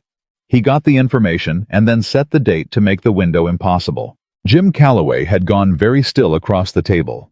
He was 51 years old and had the quiet demeanor of a man who did not startle easily. He was not startled now. He was something colder and more settled than startled. "He asked me last spring," Jim said slowly, "when my cattle sale was. I thought he was being neighborly, making conversation." He paused. "I told him." Nobody spoke. "I told him the exact date," Jim said. Beatrice said carefully, "Mr. Calloway, that conversation may be the most important thing we have." He looked at her. "If you can confirm the date of that conversation and demonstrate that the payment due date on your note was set after that conversation, and I believe we can establish the document's drafting date through the county filing record, then we have direct evidence of intentional entrapment." She let that land. "That's not a contract dispute. That's deliberate fraud." Jim Calloway put his hands flat on the table. He breathed in. He breathed out. "Tell me what you need," he said. Franklin Ward arrived Friday afternoon, travel-worn and sharp-eyed, with a leather case that looked like it had crossed the territory several times and absorbed the experience. He was 55, gray at the temples, and had the focused economy of a man who had spent decades in rooms where words had legal weight. He read for 2 hours. Beatrice sat across from him and said nothing, which was the hardest thing she had done in 4 days, because she had opinions about every page, and she kept them to herself, because a lawyer reading was not a lawyer ready for opinions, and she understood the difference. At the end of 2 hours, Franklin Ward set down the last document, took off his spectacles, and cleaned them with a deliberateness that Beatrice recognized as a man organizing his thoughts rather than his lenses. "This is more than I expected," he said. "More difficult," Nathaniel said. "More actionable," Ward said. He looked at Beatrice. "These are your notes." "Yes." "Your reconstruction of the timeline." "Yes." "And the corporate filing cross-reference, you identified that from Drum's records." "It's in the public ledger," she said. "Anyone could find it." "Anyone who knew to look," he said, "and knew what they were looking at." He put his spectacles back on. "Where did you train?" "I ran a small business for 6 years," she said. "Contracts, suppliers, accounts, collection disputes. I learned what I needed to learn." He looked at her for a moment, with the expression of a man reassessing something. "The Calloway date issue is the strongest element," he said. "If we can establish the drafting timeline through the county filing, which I believe Drum will cooperate with, given his behavior toward you at the courthouse, we have a demonstrable case of fraudulent inducement." He paused. "The collective filing is also the right strategy. I've been thinking about how to approach Hatch for 2 years. I filed once and it went nowhere because I had one client. 11 notes called simultaneously is a different proposition. We have 3 confirmed," Beatrice said. "Crowe, Brennan, Calloway. I believe there are at least 4 more. We have 4 days before Hatch arrives." Ward looked at his calendar. "Can you get me in front of the other 4 before Tuesday morning?" She looked at Nathaniel. Nathaniel looked at Walt. Walt nodded once. "Yes," Nathaniel said. That weekend was the hardest working weekend of Beatrice Holloway's life, and she had spent a week once taking in 23 dress alterations for a society wedding in Albany, with 2 broken fingers on her left hand. Nathaniel and Walt rode out Saturday to 2 neighboring ranches, the Hester property and a farm owned by a widow named Clara Marsh, while Beatrice stayed at the ranch with Franklin Ward and went through every document with the focus of someone who understood that the difference between winning and losing this fight was going to come down to language and dates and the precise wording of a clause that most people had read past the first time. Clara Marsh arrived Sunday with her daughter. She was 62, small and angular, and had been managing her late husband's farm alone for 3 years. She set her mortgage document on the table and said, "I knew something was wrong with it when I signed. I just didn't know what." Beatrice found the clause. Clara's daughter, who was perhaps 30, said something very specific and very unladylike under her breath. "My sentiments exactly," Beatrice said and kept reading. By Sunday evening they had 5 confirmed cases and a 6th probable pending, that rancher's ability to locate his original banknote for comparison. Franklin Ward had drafted the filing framework and was working through the night on the formal complaint language. Beatrice had organized every piece of correspondence, every letter from Hatch, every deferred payment notification, into a chronological record that showed clearly, and without interpretation, required a man running a systematic, patient, deliberate scheme against the working people of this county. She sat back at 9 o'clock and looked at what they had built. It was not a guarantee. She had never promised anyone a guarantee. But it was real. It was documented. It was the kind of evidence that lived in the daylight rather than the shadows. And Gerald Hatch had been operating in shadows for 4 years because nobody had brought him into the light. Nathaniel came to stand beside her. He looked at the table covered in organized documents, at the framework Ward had drafted, at the timeline she had constructed across 3 sheets of paper arranged end to end. "You did this," he said. "We did this," she said. "Beatrice." He said her name the way he had said it on the boarding house steps, deliberate, quiet, using it the way a key fits a lock. "I need to say something." She looked at him. I didn't look away. He had never looked away from her, she realized. Not once in the 5 days she had known him had he done the thing most people did. The flicker away, the brief retreat from direct engagement, the small habitual flinch that she had learned to read as the true statement of what a person thought of her. He just looked at her. "When I came back to that platform," he said, "I told myself I was doing the right thing, and I was. But I wasn't doing it for entirely selfless reasons, and I think you deserve to know that." She waited. "I came back because I couldn't stop thinking about the way you looked at that station," he said. "Not the circumstances, not the situation. You, the way you sat there like the world had just dealt you something unkind, and you were already 3 steps into figuring out what came next." He paused. "I have been lonely for a long time, Miss Holloway. I have told myself that I was simply self-sufficient, and that was a more comfortable story than the true one. The true one is that I was lonely, and I had decided that was a permanent condition." He paused again. "You walked into this house 5 days ago and looked at my account books and told me what they actually said, and for the first time in a very long time I felt like someone was actually here. The room was very quiet." "That's not a declaration," he said quickly. I know we've been occupied with a serious situation, and I know this is not the moment for anything that isn't practical, but I didn't want to face Tuesday without having said it." She looked at him for a long moment. She thought about what it cost a man like this, careful, private, constitutionally averse to performance of any kind, to say those words out loud. "Nathaniel," she said. He went slightly still at his own name in her voice. "I came to Wyoming because I was tired of being fine alone," she said. "That is the truest thing I know about why I answered that advertisement. Not desperation, not naivety, just tiredness. The kind that settles in after a long time of managing everything by yourself and doing it well enough to survive, and never once having anyone look at what you built and say, 'I see that. I see what that took.'" She held his gaze. "You've been doing that since the first night?" she said. "Every time. I see that. I want you to know I see it too." He didn't move. He didn't speak immediately. He was the kind of man who let important things land fully before he responded, which was one of the things she had come to understand about him in 5 days, and which she valued more than she had words for yet. Then he said, "After Tuesday, when this is settled, I'd like to ask you something." "Ask me now," she said. He looked at her.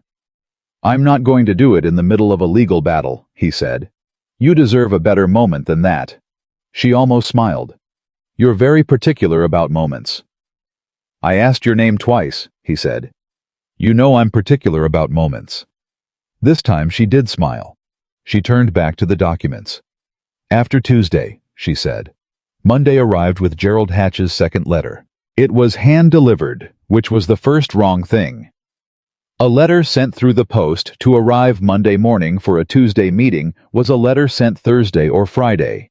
A letter hand-delivered Monday morning was a letter written over the weekend, which meant Hatch had been active over the weekend, which meant he knew they had been active too. The letter was brief. He had reconsidered the timing of his Tuesday visit. He was, in fact, already in Red Hollow. He wondered if Nathaniel might be available that afternoon rather than the following day. Beatrice read it and felt the pieces snap into place. He was accelerating. Something had reached him, news of the meetings, the writers going out, Ward's presence in the county, something, and he was moving the timeline forward because he wanted to arrive before they were ready. "He thinks we're not ready," Beatrice said. "Are we?" Clem said. She looked at the organized table, the documents, the timeline. Ward's drafted complaint, signed by 5 ranchers, sitting in a sealed envelope, ready for Elias Drum's office, the moment it was needed. "Yes," she said. "Tell him 2 o'clock. At 1:30. Franklin Ward took the sealed envelope to the county courthouse and filed it with Elias Drum's office. He returned at 1:55, which was 5 minutes before Gerald Hatch's wagon pulled up to Crowe Ranch. Hatch was not what Beatrice had pictured. She had built him in her mind as a certain kind of man, sharp-eyed, slick, obviously ambitious. What walked through the door was something more dangerous. He was ordinary. 60 years old perhaps, with a comfortable face and the practiced warmth of someone who had spent decades being trusted by people who had no reason not to. He wore a good suit that wasn't showy. He had a pleasant handshake. He smiled at Beatrice with the practiced neutrality of a man filing her away as unthreatening. That was his first mistake. "Mr. Crowe," he said, settling into the chair across the table. "Good to see you. And this must be—" He looked at Beatrice with the polite inquiry of a man who had already decided she was furniture. "Beatrice Holloway," she said. She did not offer her hand. "I've been assisting Mr. Crowe with his accounts." "Ah," he smiled. "Well, this is really a conversation between Mr. Crowe and myself, I think." "Miss Holloway stays," Nathaniel said. His voice was level and final. "She's familiar with the details of the mortgage." Something flickered in Hatch's expression. Gone in a second. The smile stayed. "Of course," he said pleasantly. "Of course, whatever makes you comfortable, Nathaniel." He set his hands on the table. "Now, the October payment. I thought we might talk through the schedule, make sure we're all comfortable with the timeline." "I have a question about the terms," Beatrice said. Hatch looked at her. "Specifically," she said, "the clause in Section 3 of the repayment addendum regarding the 15-day window for full balance acceleration." A pause. A very small pause, barely a breath, but she had been watching for it, and she caught it exactly. "Standard language," he said evenly. "It wasn't in the original banknote," she said. Transfer documents sometimes require updated language, he said. Purely administrative. Mr. Hatch, she said, I've been reading the original banknote, the transfer document, and 6 other mortgage instruments you've filed with similar clauses over the past 4 years. The language is identical across all of them. And it doesn't appear in any standard mortgage form issued by any bank in this territory. Hatch's pleasant face was doing something careful behind itself. I'm not sure where you're getting your information, he said, but Elias Drum's office, she said. Public record. Silence. And this morning, she said, Franklin Ward filed a collective complaint on behalf of 6 property holders in this county, documenting the clause, the pattern of deferred enforcement used to establish trust before foreclosure proceedings, and the transfer of foreclosed properties to the Red Hollow Land and Development Company. She paused. Of which you are the sole principal. Gerald Hatch looked at her. For the first time since he had walked through the door, he looked at her like she was actually in the room. He looked at her the way people looked at Beatrice Holloway when they finally understood they had made the most expensive mistake of their professional lives. She looked back at him steadily. There is also, she said, reaching for the document on her right, a specific filing regarding the September 28th payment date on the Calloway note. Mr. Calloway recalls distinctly a conversation last spring in which you asked the date of his cattle sale. The county filing record shows his mortgage document was drafted the following week. The payment date is 3 days before the sale completes. She set the document in front of him. Mr. Ward believes that particular filing alone is sufficient to bring the matter before a territorial judge. The room held. Hatch looked at the document. He looked at Nathaniel. He looked at Walt standing by the wall with his arms crossed, and the expression of a man who had nothing to prove and nowhere to be. He looked at Beatrice. You have no authority here, he said low and precise. You have no standing. You've been in this territory less than a week and you have no— Mr. Hatch, Nathaniel said very quietly. Hatch stopped. She has my standing, Nathaniel said. And Brennan's, and Calloway's, and 5 other people whose names are on that filing. He paused. I suggest you speak with your own attorney before you say anything else in this room. Hatch looked at him for a long measuring moment. He picked up his hat. He stood. At the door he stopped. He turned back. Not toward Nathaniel, toward Beatrice. You made an enemy today, he said. She looked at him without flinching. Mr. Hatch, she said, I made enemies the day I stepped off a train in Wyoming with $43 and a sewing box. I find I managed them tolerably well. He left. The wagon rolled out of the yard. Nobody in the room moved for a moment. Then Clem let out a breath so long it was almost a sentence. Walt said, Well. Nathaniel looked at Beatrice. She was still watching the door. Her hands were perfectly steady. He noticed that. Her hands were perfectly steady, and her face was calm, and she looked exactly like a woman who had done what she came to do. Nothing more dramatic than that, because drama was for people who hadn't prepared. Beatrice, he said. She turned to look at him. And for a moment, just a moment, the steadiness cracked the smallest amount. Not into tears. Not into anything visible to anyone else in the room. But he was close enough, and he had been watching her carefully enough that he saw it. The exhale that was longer than an ordinary exhale. The brief closing of her eyes. The thing that happened in her face when the performance of certainty could be set down for a second, because the moment that required it was over. He took one step toward her. She opened her eyes. That's not finished, she said quietly, back to business. He'll lawyer up by evening. Ward thinks the collective filing buys us time, but not guaranteed resolution. We may still end up in front of a judge. I know, he said. The Calloway filing is strongest, but it needs— Beatrice, he said. She stopped. It held, he said. Today held. She looked at him. Yes, she said. Today held. He stood in front of her with his hat in his hands. He had picked it up at some point, without realizing the same gesture, the same posture as the platform, as the boarding house steps, as every moment that had mattered since Tuesday evening, and he said, I believe I owe you a question. She looked at him. You said after Tuesday, he said. It's after Tuesday. Behind them, Walt said quietly to Clem, "Come help me with something in the barn." Clem said, "With what?" Walt said, "Anything," and they were gone. The room was quiet.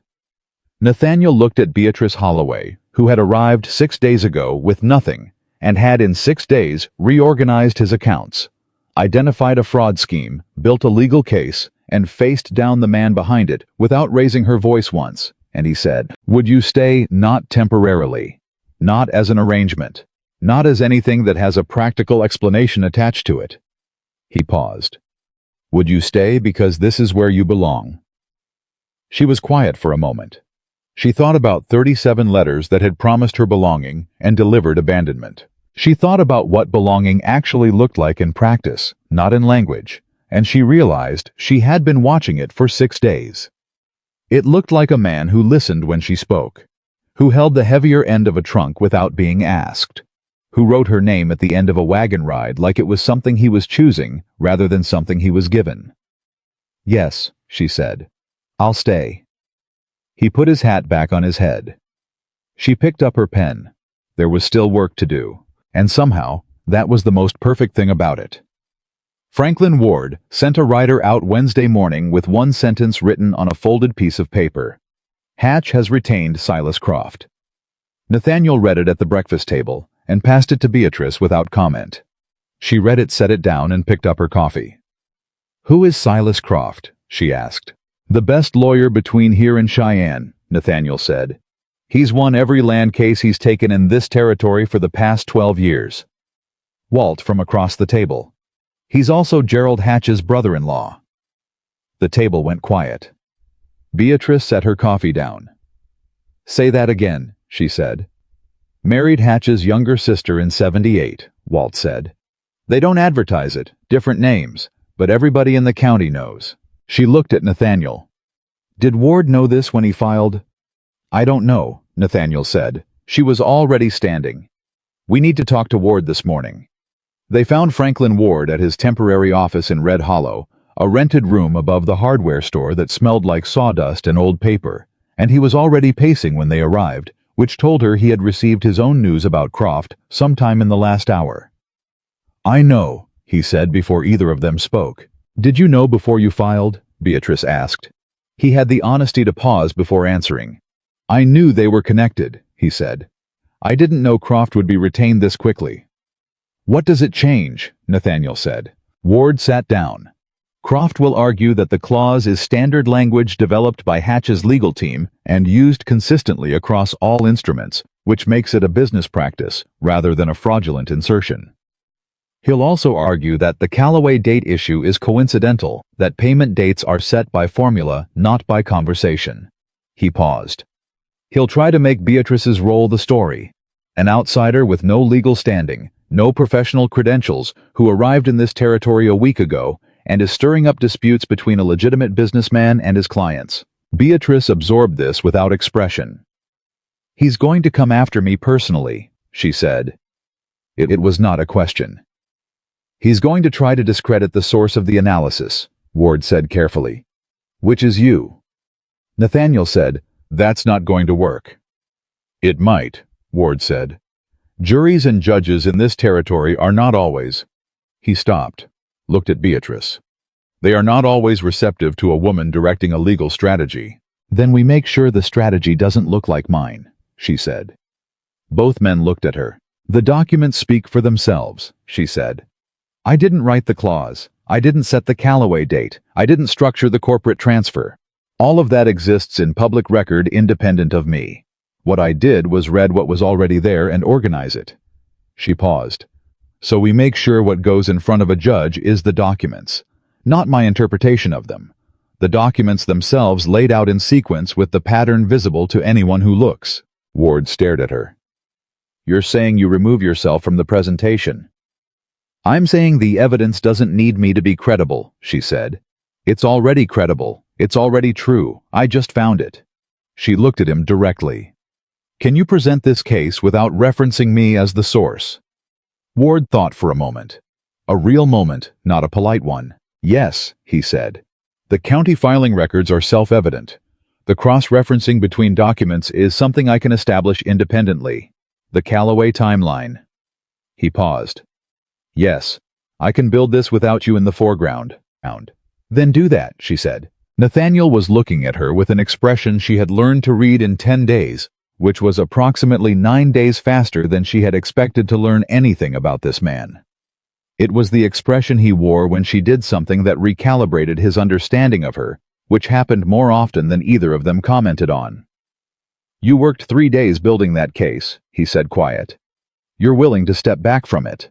I built it to win, she said, not to be credited. She picked up her notebook. Now, what does Croft's involvement tell us about Hatch's actual vulnerability? Ward leaned forward. This, she could see, was the question he had been wanting to reach. It tells us he's worried, Ward said. You don't retain the best lawyer in the territory for a routine mortgage dispute. You retain him when you know the dispute has teeth. He paused. The Calloway filing specifically. Hatch knows that one is dangerous.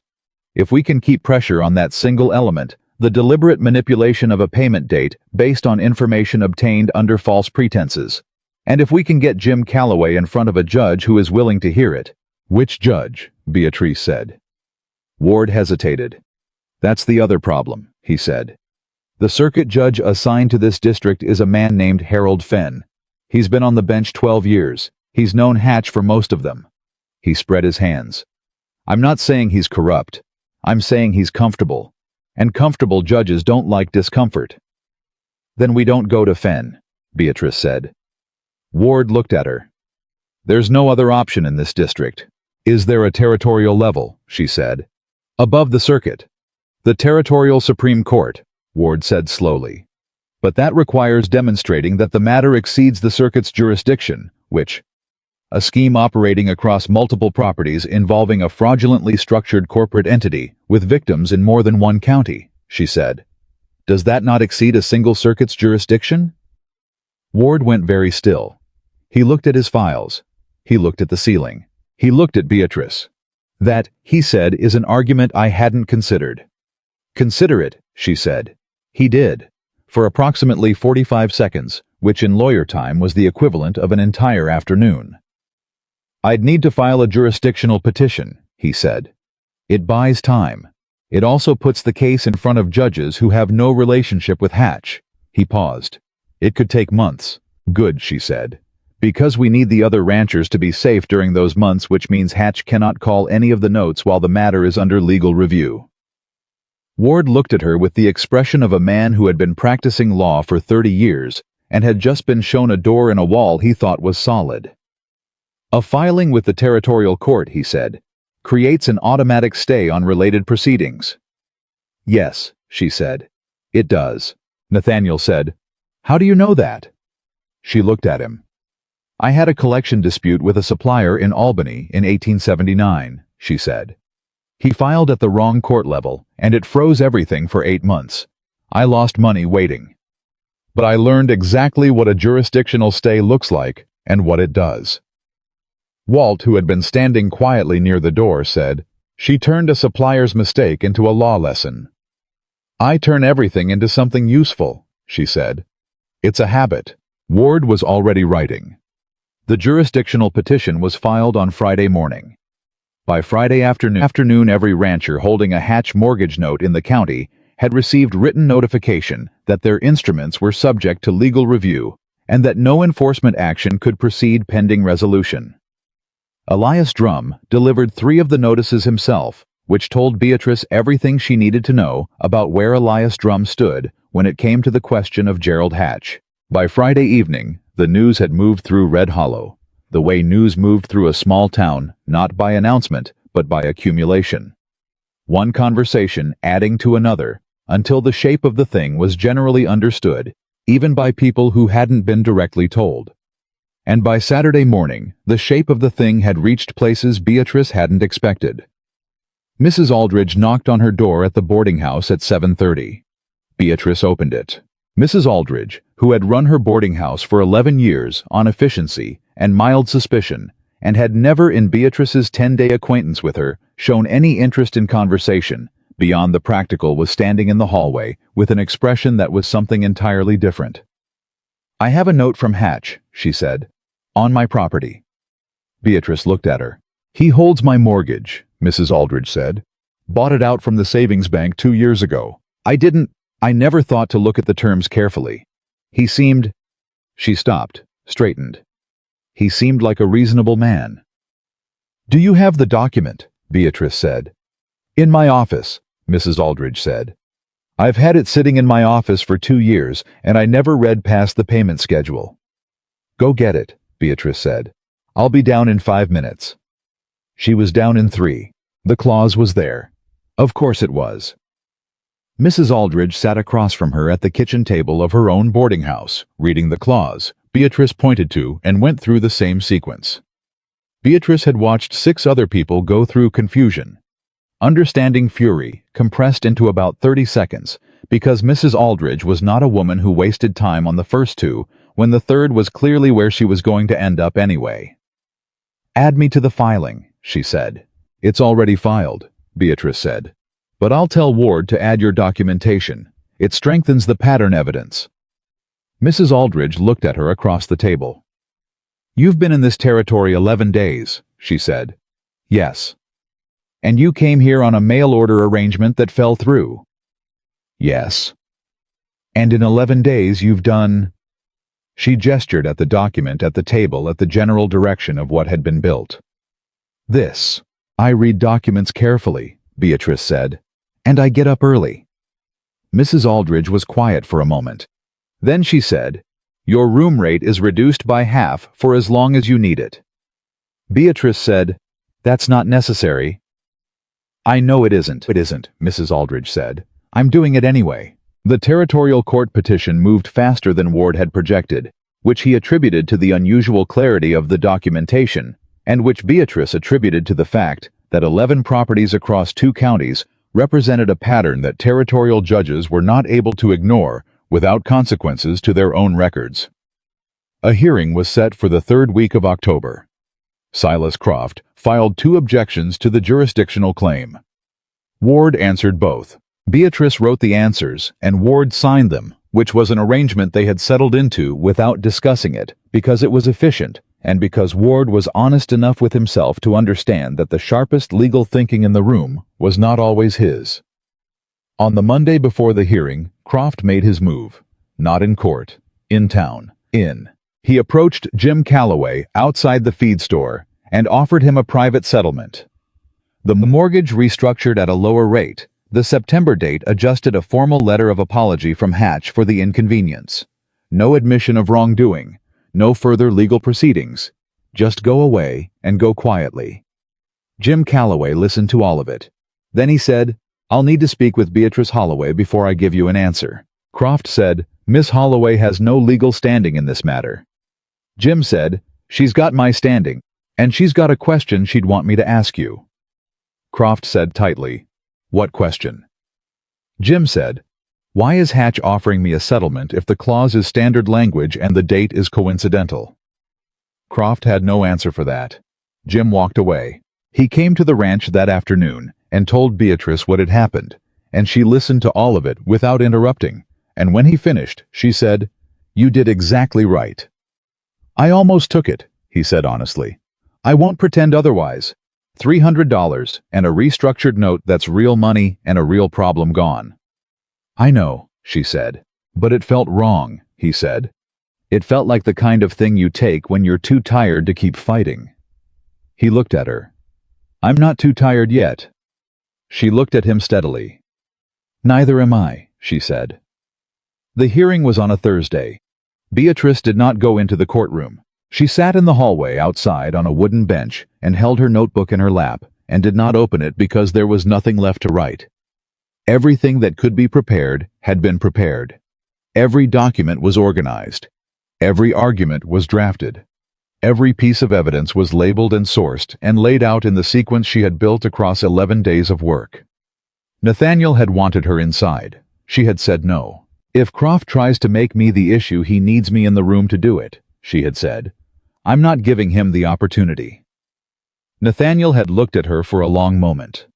"You should be in there," he said. You built this. I built it to work without me standing next to it, she said. That's the whole point. He had gone in. She sat in the hallway and listened to the building. The hearing lasted 4 hours. She knew things were going wrong in the second hour when she heard Croft's voice rise, not in argument, but in the controlled elevation of a lawyer who is landing points and knows it. She sat very still and let the sound come and go and did not move. She knew things had turned in the third hour when the voice that rose was Ward's, and it had a different quality, the focused intensity of a man who has found the ground he was looking for and is not moving off it. She knew it was over in the fourth hour when the voices stopped entirely and the only sound was a door, and then footsteps, and then silence. Nathaniel came out first. He stopped when he saw her. She looked at his face.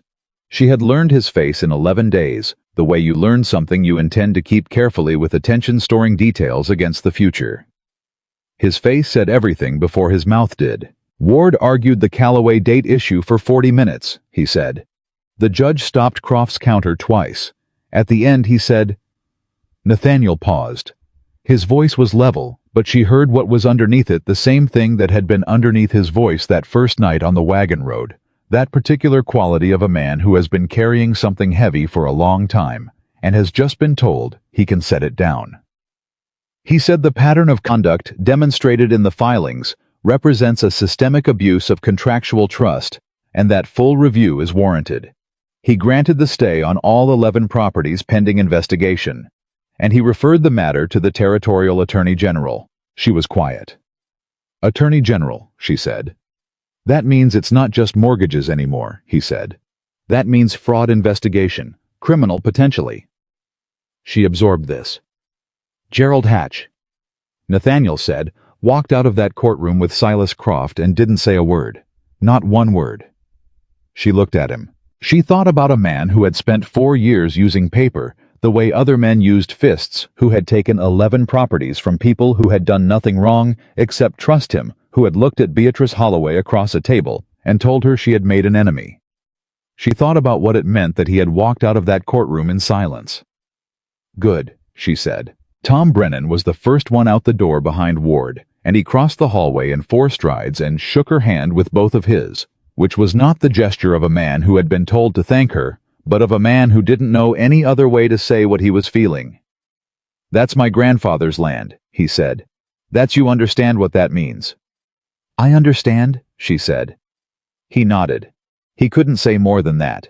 He didn't need to. Clara Marsh came out next with her daughter, and her daughter was crying, which Clara was not, because Clara Marsh was 62 years old, and had managed to farm alone for 3 years, and had reached the stage of life where she expressed relief by standing very straight and breathing slowly, which Beatrice recognized as a system she herself used and respected. Well done, Clara said to her simply. You brought your documents, Beatrice said. That's what mattered. Don't do that, Clara said. Beatrice looked at her. Don't minimize what you did, Clara said. I've spent 62 years watching women minimize what they did. It stops being modest after a while and starts being dishonest. She held Beatrice's gaze. You did something significant. Let it be significant. Beatrice was quiet for a moment. Thank you, she said. Better, Clara said, and walked past. Jim Calloway stopped in front of her and said, The question worked. What question? The one I asked Croft, outside the feed store. He smiled the slow, real smile of a man reliving a moment he was proud of. He had no answer. Ward used that in the hearing. Said the offer of settlement in the absence of any admission of wrongdoing was itself evidence of consciousness of guilt. He paused. Where did you learn that? The milliner in Albany, she said. The one I told Nathaniel about. The man who took her shop offered her a settlement too. She took it. I always wondered what would have happened if she'd asked that question instead. Jim looked at her. She would have kept her shop, he said. Yes, Beatrice said. She would have. The walk back to the ranch that evening was the quietest Beatrice could remember. Not empty quiet. The kind that follows something that took everything and has now been resolved and left the world changed and smaller and more real than it was before. Nathaniel drove, and she sat beside him, and neither of them spoke for a long time. Walt had stayed at the ranch. When they pulled in, he was sitting on the porch step, which was not his habit, which meant he had been waiting, which meant he had spent the afternoon. The way people who care about outcomes, but have no control over them, spend afternoons doing things with their hands and listening for wheels on the road. He stood when the wagon came in. He looked at Nathaniel's face. He said, "Well." Nathaniel said, "It held." Walt nodded once, went inside, came back with 3 cups of coffee, which was Beatrice had come to understand Walt Purdy's complete vocabulary for significant emotional occasions, and it was sufficient. Clem appeared from the barn at a speed that suggested he had been watching the road too, and had simply been doing it from a position that preserved his dignity. "What happened?" he said. "We won," Nathaniel said. Clem made a sound and sat down on the porch step that Walt had vacated, which was the most unguarded thing she had seen him do, and it made her smile genuinely and without effort. "Clem," she said. He looked up. "Your arithmetic has improved," she said. He sat up straighter. "I've been practicing the system every morning," he said, "before the others are up." "I know," she said. "I've seen the books." He looked pleased and embarrassed in equal measure, which was the most honest emotional combination she had encountered in a long time. Later, when the coffee was gone, and Clem had gone back to the barn, and Walt had gone to the bunkhouse, Beatrice sat on the porch with Nathaniel in the particular companionable dark that had become without planning one of her favorite parts of the day. She had moved out of Mrs. Aldridge's boarding house 3 days ago. The east room at Crowe Ranch had good morning light. She had put her sewing box on the shelf above the desk and her notebook on the table beside the window, and her blue ribbon, her mother's ribbon, the one she'd kept through everything on the windowsill where the morning light hit it, and she had looked at it there and felt something she didn't immediately have words for, and eventually identified as the particular sensation of a thing being in its right place. "I've been thinking," Nathaniel said. "About what?" "About what you said the first night, on the wagon." He paused. "That you were tired of being fine alone." She remembered saying it. She had said it plainly the way she said things she intended without decorating it. "I've been thinking about it because I understood it," he said. "Not theoretically, specifically, the exact shape of it." He was quiet for a moment. "I've been fine alone for 11 years, good at it, better than most, and I told myself that was enough because I didn't have a language for what was missing." He paused. "You gave me the language when you said that." She looked at him. "You weren't talking about me," he said. "I know that. You were talking about yourself, but it landed in me anyway." She was quiet for a moment. "Nathaniel," she said. "Yes." "I need to tell you something honestly." "Always," he said. She looked at the dark road, at the stars, at the territory that had not been what she came for, and had turned out to be more than she had known to ask for. "I came here expecting very little," she said.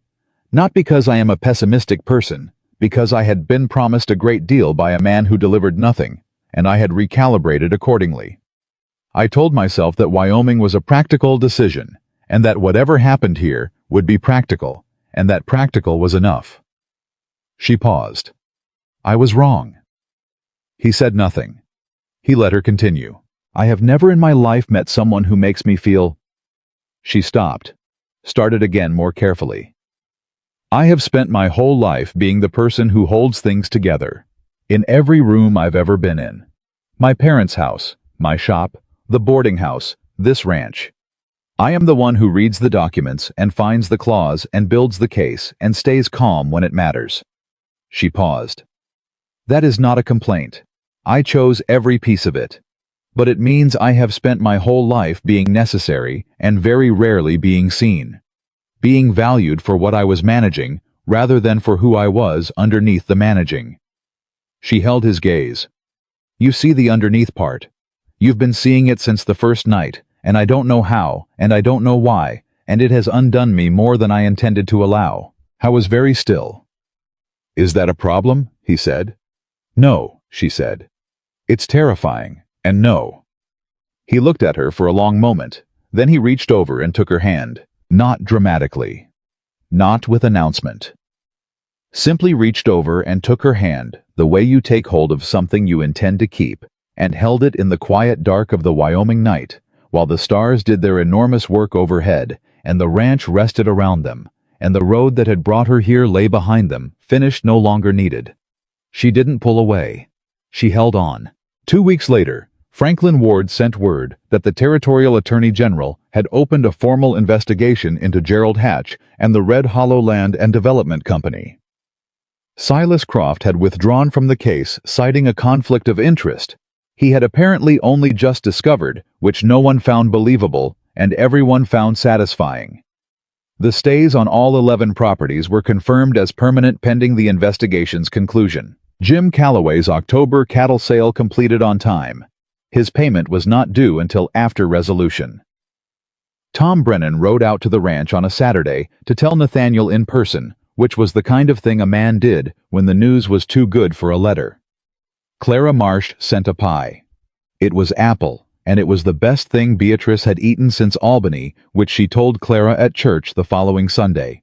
And Clara said without particular modesty that she knew. Mrs. Aldridge at the boarding house kept Beatrice's room available for 2 months before quietly renting it to someone else, which Beatrice considered a generous and realistic decision, and told her so. On a Saturday morning in November, with the first hard frost laying itself across the Wyoming ground, Nathaniel Crowe stood in front of a minister in Red Hollow with his hat in his hands and said the words that made official what had been true since a wagon road in August, and Beatrice Holloway stood beside him in a dress she had made herself.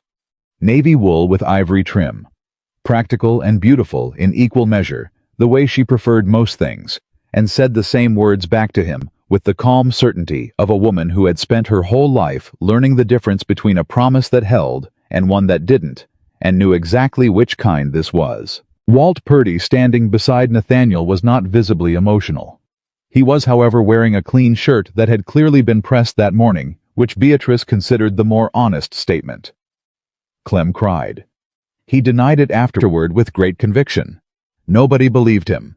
She kept the blue ribbon. It stayed on the windowsill of the east room, where the morning light hit it, and she looked at it every day while she worked at the desk where the account books lived, in order now in the house that was no longer a bachelor's house, but a home on the ranch that was no longer merely surviving, but steadily, quietly, purposefully growing. People in Red Hollow came to know her, the way small towns come to know people who do significant things without requiring recognition for them. Slowly, completely, and with the particular respect reserved for someone who proved something in a public that the public had privately doubted. Nobody called her the mail-order bride who nobody wanted. They called her Beatrice Crowe.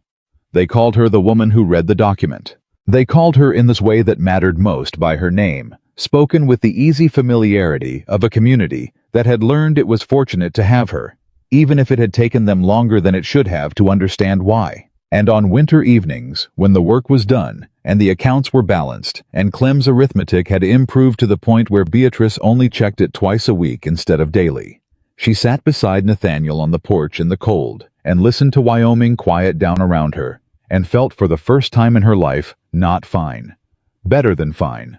Whole. She had traveled 2,000 miles on a broken promise, been abandoned on a platform with nothing but her dignity and $43, and had built out of documents and determination, and one man who had the sense to turn his wagon around a life that was entirely, completely, and irrevocably hers. Not given to her. Not rescued into. Built. By her own hands in her own time on her own terms. And that was the story of Beatrice Holloway, the woman nobody came to claim, who turned out to be exactly what this corner of Wyoming needed most, and who never once in her life